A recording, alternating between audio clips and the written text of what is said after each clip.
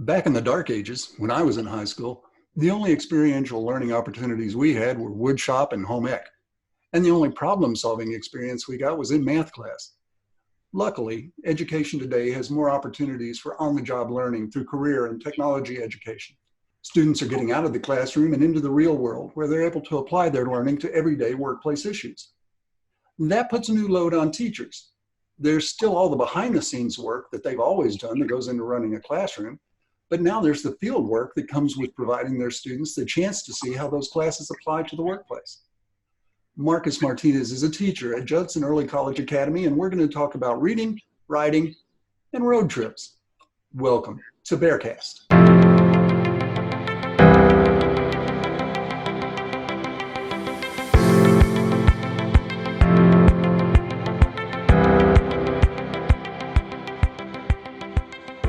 Langford, and this is BexarFest, a weekly interview with business, political, education, and nonprofit leaders. We're examining the relationships between all four and how each one benefits from the success of the other three. Marcus Martinez is a graduate of the University of Incarnate Word, where he studied graphic design. After a stint as a designer at a San Antonio newspaper, Marcus began his teaching career at St. Anthony Catholic High School. He moved to Judson Early College Academy in 2014 to teach digital media and design. His teams have competed in BexarFest for 2 years, winning Best Music and Best Storytelling with their nonprofit partner Youth Orchestra of San Antonio in 2018, and Best Poster for Women's Veterans of San Antonio in 2019. Marcus, thanks for joining me. No problem, sir. Thank you for having me. Tell me about your role at Judson Early College Academy. What's a typical day like? Well, I am the digital media and design teacher. So I have the 8 classes that I teach, Digital Media 1 and Digital Media 2. Obviously, Digital Media 2 being a little more, second year, more advanced class. So I, go through the curriculum, teach them programs, how to use equipment like the cameras and set up the lights and audio equipment, stuff like that. And then I'm also club sponsors for Yearbook. I am the webmaster for our school, and I'm also the BexarFest coach for our school campus as well. Wow, you got a full plate. Oh yes, sir. It doesn't sound like there's a typical day. Every day sounds like it's a little bit different. Yes, it is, and that's one of the things I enjoy most about teaching is that it's nothing is exactly the same on a daily basis. Right. So I want to go back to you've brought 2 teams to BexarFest for the past 2 years. You talk about being the BexarFest coach and a full plate of regular everyday duties. Why do you keep coming back? What's the appeal of BexarFest for you and your students? I think it's very exciting, and I respect and appreciate what BexarFest actually stands for as far as giving the kids the opportunity to work in a real-world situation and working with our nonprofits. And I believe that it's important to give back to the community and helping the nonprofits as well. That's and great.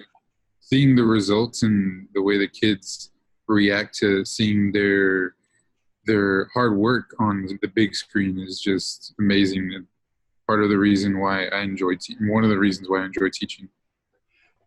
You mentioned that BexarFest is an opportunity for students to get some experience in the real world. It's a lot of extra work. I mean, you mentioned you have a full plate. It's a lot of extra work for you to give your students that experience. What's in it for you? Why do you do that? What makes you want to come back and do that again? Well, I think it's, very rewarding to me as a teacher to see the kids get excited about the work that they produce. And it's as a teacher, you kind of take on multiple roles, not only in the school, but as a figure to a mentor to the students. Right. I'm a big believer that every adult is a role model. Right. Exactly. Whether you don't have a choice. Kids are watching. They're going to see what you do, and they're going to emulate that. So you have the opportunity to be a positive role model. And right. That's great. Being a father, also I kind of see them as my, extended children. Right. And then it gets personal. My kids, my family succeed, but I also want, to see my students succeed as well, as much as I want my own kids to. And, for some students, they don't have, strong parental figures in their lives, sometimes. So I think it's important for us to step up as educators, to be there for them, to encourage them, to give them opportunities that they might not necessarily have at home. Right, right. You hear a lot about teachers teaching to the test, that you have a certain metrics you have to achieve in the classroom. But I have to think that teachers go a little further than that their goal, and don't let me put words in your mouth, but I would think if I were a teacher, my goal would be to prepare kids for the real world, prepare them for life after school. This is Right. It's only going to be 12 years, 12, 16, 20 years. Then there's the rest of your life you have to be ready for. So I would think you'd want to instill those abilities into them. Right. And, after our first year participating, when we won the Rivard Report Award, we were given the opportunity to go to lunch with them.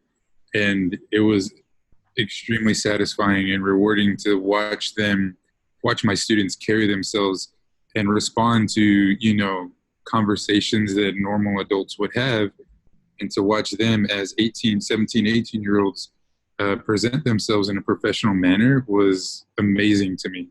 Right, right. Yeah, it's amazing what kids can do if you give them the opportunity. And that's one of the goals of BexarFest, is to give the kids a chance to see what they're capable of. They surprise themselves. I know they surprise me every year, but I kind of think they surprise themselves with, wow, I didn't know I could do that. Right, yes. You mentioned how your students have responded to being in BexarFest and the opportunities that creates. How do they respond to their interaction with the nonprofit? A lot of the kids that are in the festival, this is their first time that they've engaged with a nonprofit. How do you see that? How do you see them respond to that? Initially, I don't see a response from the students until the day of filming. During the planning and research of what the nonprofit actually does, initially it's kind of eye-opening, because they're not aware of how many nonprofits are out in San Antonio, first of all, and they're not aware of what these nonprofits can provide to people. So, there's the initial shock of that. They've heard of, Haven for Hope and the San Antonio Food Bank, but they've never heard of, like last year, the Women's Veterans of San Antonio. They didn't know that existed. Right. And so initially they were extremely excited, especially my campus, Judson Early College Academy. We're a military-based campus. Well, not based campus. So we're a campus that accepts a lot of military families because we're over by Randolph Air Force Base. Right. So we have a lot of students that are in the military. And so for them to get excited about being able to help out their friends and their immediate community in the area, was extremely satisfying to them. And then to actually go and talk to the nonprofit, during production, they were and hear their stories, their testimonials. They were in tears almost, because they didn't know what it was like.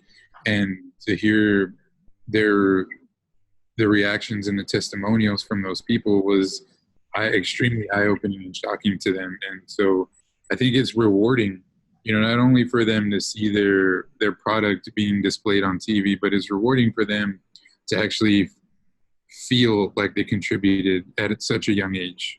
Right.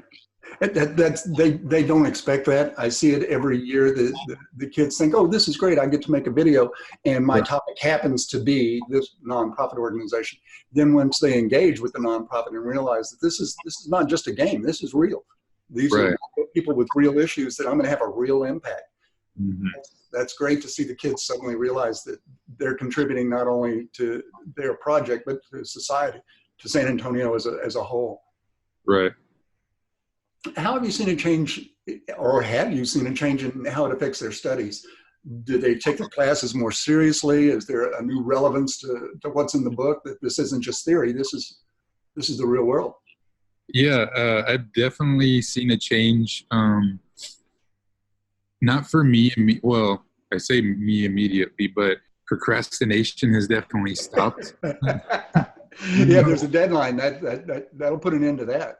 Yeah, well, not only is there the deadline for BexarFest, but they still have to do their papers for the other classes. They still have to do their other assignments. And at Judson Early College, they take college courses, so they do have to do something for a college professor the next day, or they do have to meet with their group that they might have a group project for at the college. So they definitely have to plan out their day a lot better. They have to be better about following their schedule.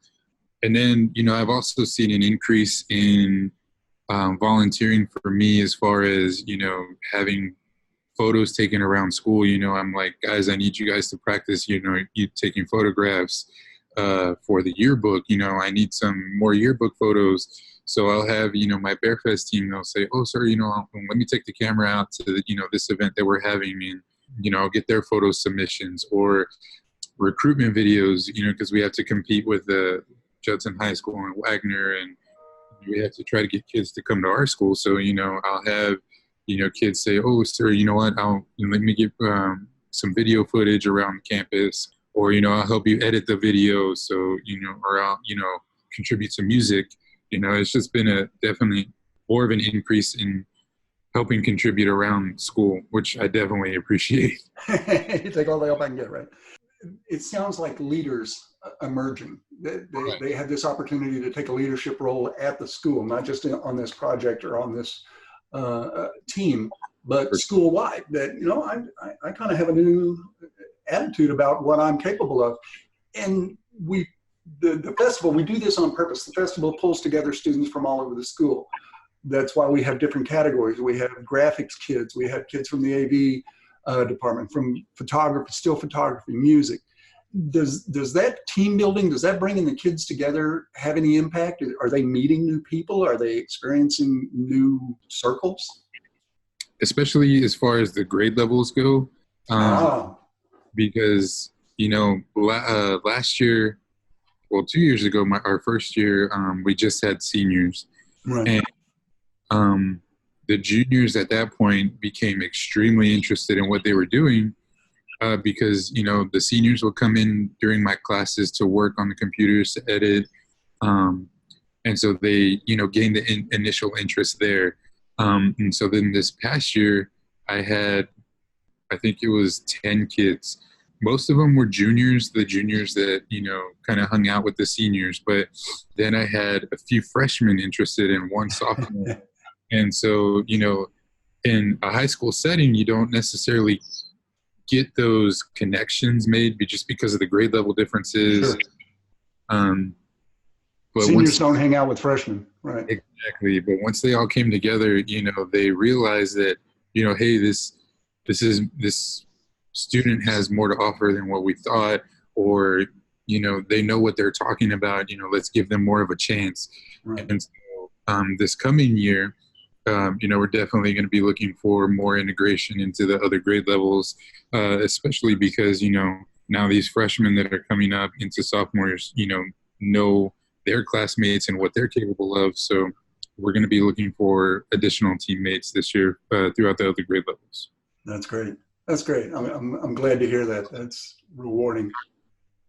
As a teacher, when you see seniors working with freshmen and kids from different classes suddenly realizing, hey, I'm not the only one, how does that team approach impact them? I mean, it seems like this, again, another example of this is life in the real world. You're not going to work in a vacuum. You're going to have co-workers. You're going to have people you have to deal with and collaborate with. How does that serve you as a teacher? Is that of any benefit as you deliver the curriculum? Do you see a value to that? Definitely, especially because in my class, being an elective, I do have freshmen and sophomores, and occasionally I'll get a junior here and there.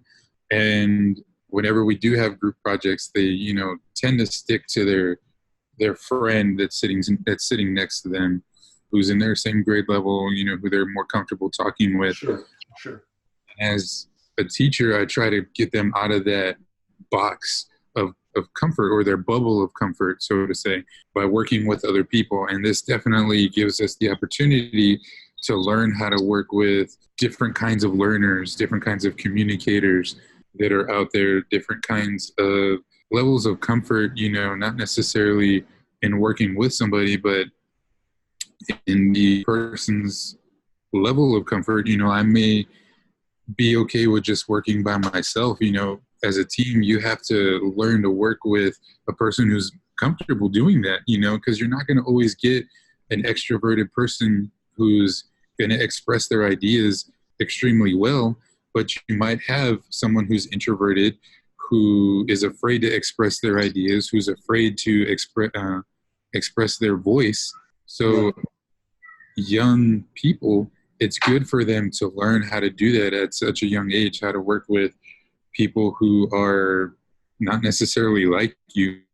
That's great. Good job. Good job. Well done. Well, Marcus, thank you. I appreciate you taking some time to talk with us, and good luck in this year's festival. I'm looking forward to what Judson Early College Academy is going to create this year. Oh, thank you, sir. I appreciate it. We're looking forward to it. All right. Take care. All right. So long.